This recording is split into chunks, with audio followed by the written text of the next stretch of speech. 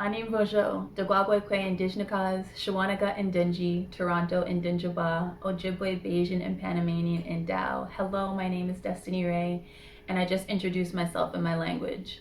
I said my spirit name is Autumn Woman. I'm from Shawanaga First Nations, but I currently live in Toronto, which is within the treaty and territorial lands of the Mississaugas of the Credit. I also said that I'm biracial, being that I'm Ojibwe, Bayesian, and Panamanian, but I like to call myself Afro-Nish. And today I'm going to be teaching you how to make minomen, which is wild rice in Anishinaabe Moen. Now this is the only grain that is indigenous to North America, and it used to be as plentiful as grass. You could find it everywhere within the Great Lakes, and it's long been known to our people as the food that grows on water. And today I'm going to be teaching you how to cook it, and I'm also going to teach you a really easy recipe on how you can eat it. So let's get started.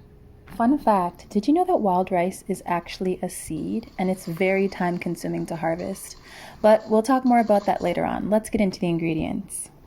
So first you're going to need some wild rice, of course. You're going to need some maple syrup, some Dijon or honey mustard. I'm using Dijon, use whatever you like, some extra virgin olive oil, an orange, some spring onions, some pink Himalayan salt, some dried cranberries, and some mint. So then I'm going to take my half cup of rice and I'm going to put that into a large bowl so that I can wash it thoroughly. So I like to wash my rice in cold water, and I really like to squeeze the grains in between my hand. You'll see how cloudy the water gets. That's why I like to wash it at least 3 times. By the 3rd time, you'll see the water is super clear. And then from there, I'm just gonna drain off the water. If you have a strainer, you can use that. I just used my hand.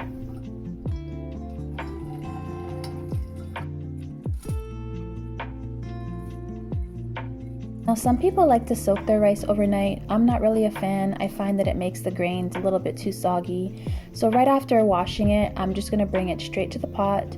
Then I'm going to add 2 cups of water. I'm going to put the lid on it and turn it up to high because we want this to come to a boil.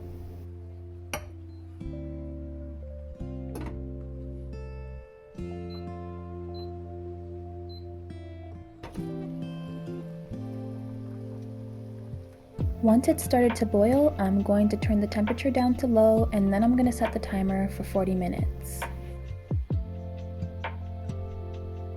I'll then get started on the other ingredients. I find with the mint leaves it's much easier to stack them, roll them, and then cut them into little ribbons.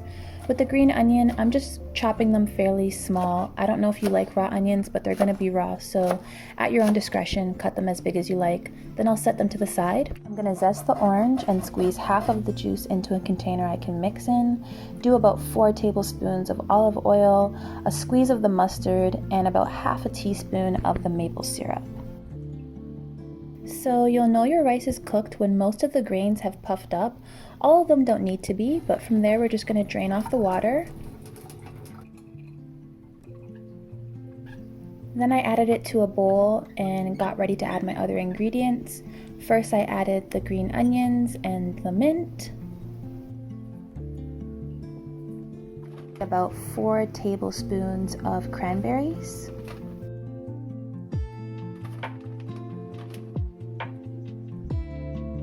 Went ahead and added my salad dressing, and then I'm just going to mix it up.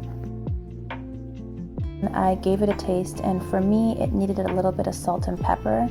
And that's the thing with this recipe, is that it's such a simple recipe and you can really cater it to your own taste buds. So taste as you go along and feel free to add more or less of the ingredients to your liking. Once you've added the salt and pepper, you're pretty much done. It's a super easy recipe: wild rice, dried cranberries, mint, super delicious and very fresh. So that's it. Super easy, right? I know. Like I was saying earlier, this is actually a seed, and traditionally it's harvested in canoes.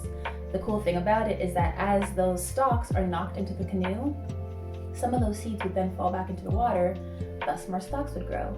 And the animals in the ecosystem would get a nice little meal too. This nutrient-dense grain is so culturally important to us. We use it in ceremony. I hope you give this recipe a try and use it in your home. Until then, Bamampi, be well.